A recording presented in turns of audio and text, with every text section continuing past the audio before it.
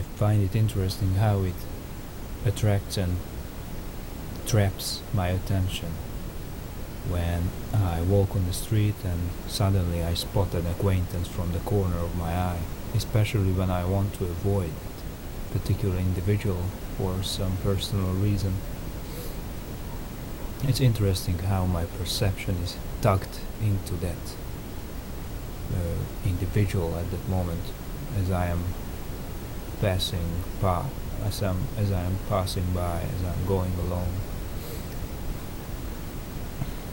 When I recognize something, or when I recognize phenomena, my perception is immediately composed and formed, and it funnels into its object. But we are not always recognizing things. Usually we just inhabit a world that is highly familiarized, so it's not an active recognition mechanism that happens all the time. We are just seamlessly operating in a highly familiarized environment. And this is what I would like to talk about, how perception and objects underlie this process of seamless operation. So let's see. Perception is, in general, not picking or processing information from an external world, but rather specifying as what counts as relevant. In other words, we don't represent the outside world, we adapt to it, and by adapting to it we structure it and specify it, and we contribute to it. So we are not revealing a pre-given, pre-structured world that is outside us, but we relate to it, we contribute to it, we specify that word for us. We are not revealing the word, we specify one for us. Yes. So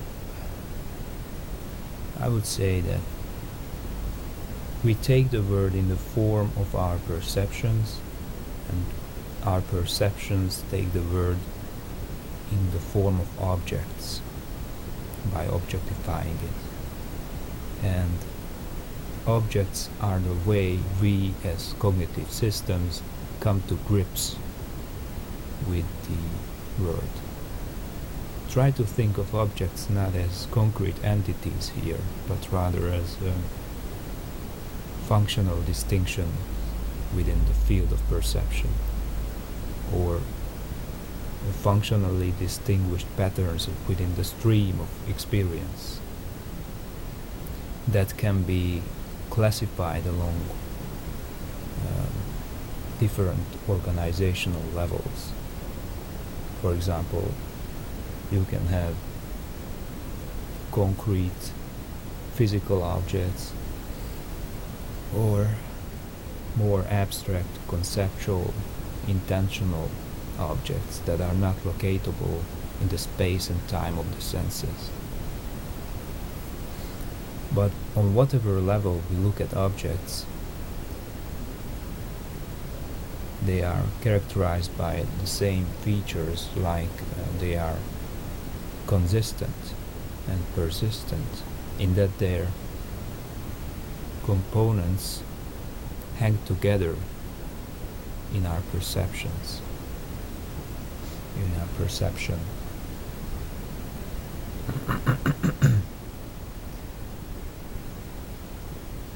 And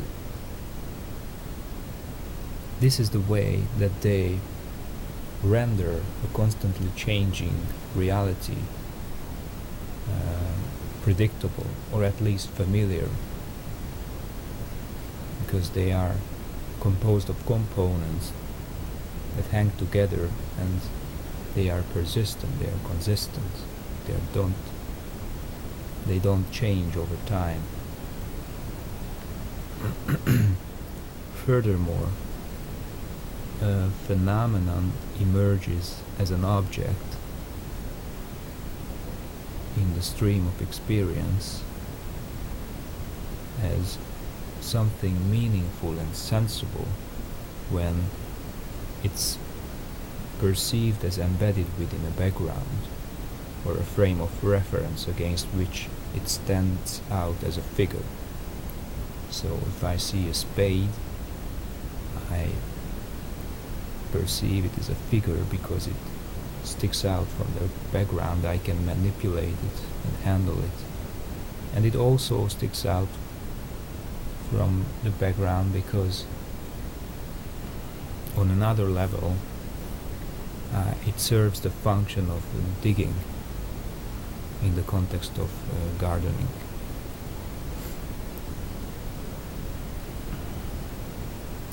So the perception of objects is an act of making the world sensible to us, a sensible domain for the perceiver. And when we perceive an object, it immediately, automatically entails a horizon of intelligibility within which this object is functionally distinguished. This is the way I project meanings onto the phenomena that I perceive. And this happens, or this could be classified on different levels, as I have already said. For example, if I see a pebble on the ground, it sticks out from the ground because I can handle it, I can fondle it, I can throw it away. So it's a physical, concrete object that is endowed with a sensory motor affordances. I can touch it, I can hold it, and things like that. But when I see, for example, a piece of paper, money on the ground, I don't just see a piece of paper that I can hold.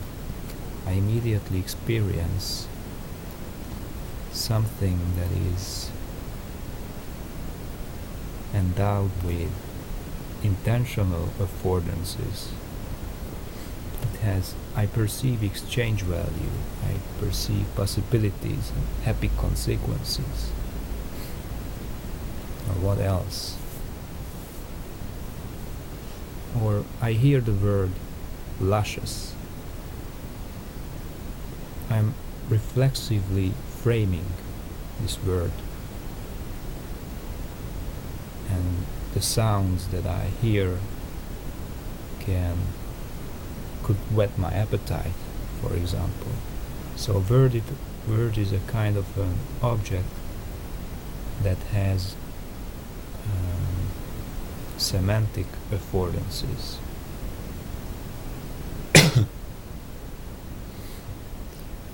What else? Or I hear the sounds of a quarrel from downstairs, let's say. So there is an argument going on downstairs, and I can immediately recognize its implications and grow slightly irritated by it, by this perceived noise. And the object of my perception in this instant is endowed with it's endowed with somatosensory affordances, so I can relate to it with my emotions.